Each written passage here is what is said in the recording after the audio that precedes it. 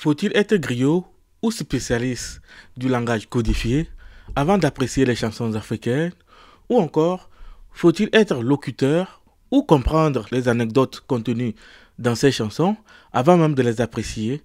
C'est ce que nous allons découvrir dans cette vidéo. Si vous êtes nouveau, n'hésitez pas à vous abonner. Écoutons.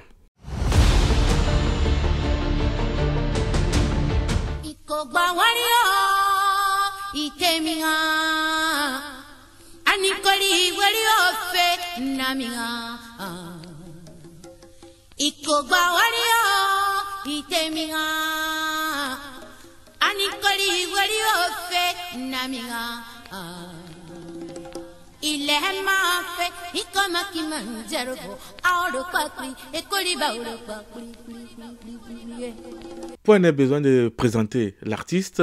Dans une précédente vidéo, j'ai eu à présenter le parcours de cet artiste de la région des Plateaux, une région togolaise. Et aujourd'hui, nous allons plutôt survoler ces éléments. Nous parlerons dans cette émission de son album, l'album Best of Fifi Rafiatou, l'artiste qui compose plusieurs titres.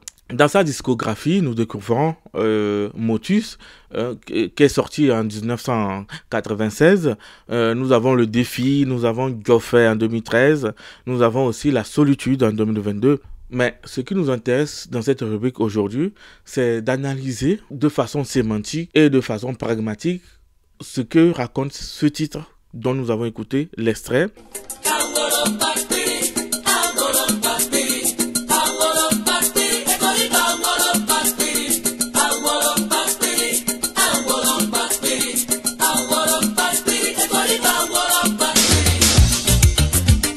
Il est le titre qu'on vient d'écouter, signifie tout simplement le jour se lève. Et qui parle de jour peut ici interpeller en même temps la nuit, parce que qui parle de jour parle en même temps de nuit.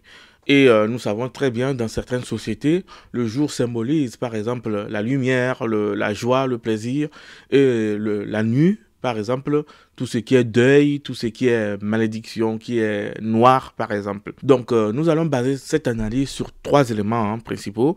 Nous allons parler, par exemple, même de la forme d'écriture à peu près de ce titre. En deuxième position, nous allons parler de l'incertitude alimentaire, parce que dans ce titre, il s'agit bien d'un problème conjugal, de nutrition, d'alimentation. Et en dernier, nous allons aborder, par exemple, la symbolique du foyer.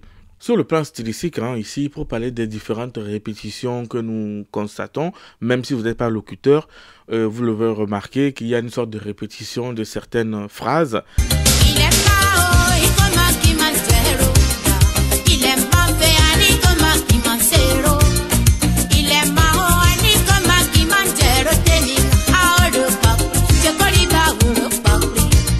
Donc, si vous voulez, cette répétition que vous avez pu repérer rapidement, ici vient traduire un malaise silencieux que l'artiste ou bien même que sa société, surtout la jeune féminine, vit dans cette société-là à l'époque, notamment en milieu rural ou périurbain. Et le foyer, par exemple, est un lieu vivant. C'est un lieu bruyant, marqué par des voix, des enfants, de la présence du conjoint et tout. Ou bien même les ustensiles de cuisine, les casseroles, on en passe.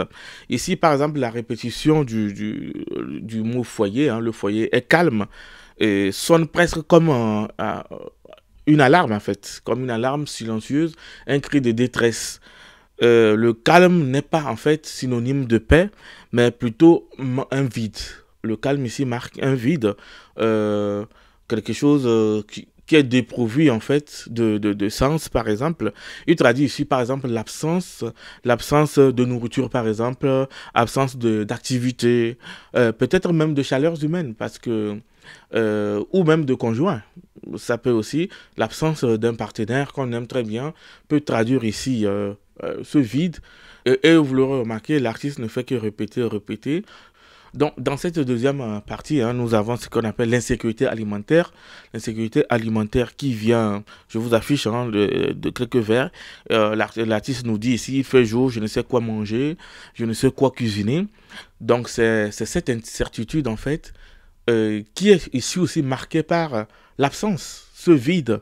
Puisque parfois, on peut être dans l'incertitude pour ceux qui cuisinent très bien chez eux, de ne pas savoir quoi cuisiner parce qu'on en a de trop.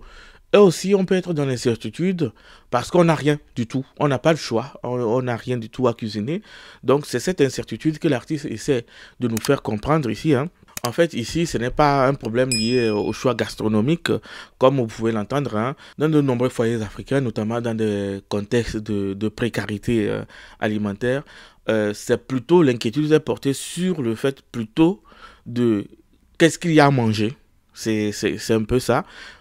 Puisqu'il y a quand même quelque chose à manger, mais quoi manger? Ça pose ici cette problématique de choix aussi.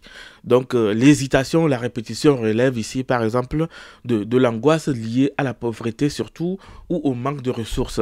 Et c'est ce que l'artiste ici essaie de transmettre, d'expliquer ce qu'elle vit ou bien même qu'encore ce que sa société vit ou les femmes de cette société-là vivent. Donc, dans une troisième partie, hein, ici, nous allons parler du foyer en fait, qui est comme un symbole très central parce que le foyer, si vous voulez, en Afrique, être au foyer, c'est être responsable, c'est être majeur, c'est porter l'humanité. C'est un peu ça.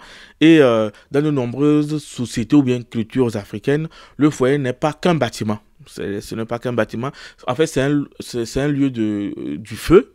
C'est un lieu vivant, du repas, de la chaleur, du rassemblement. Un endroit qui rassemble.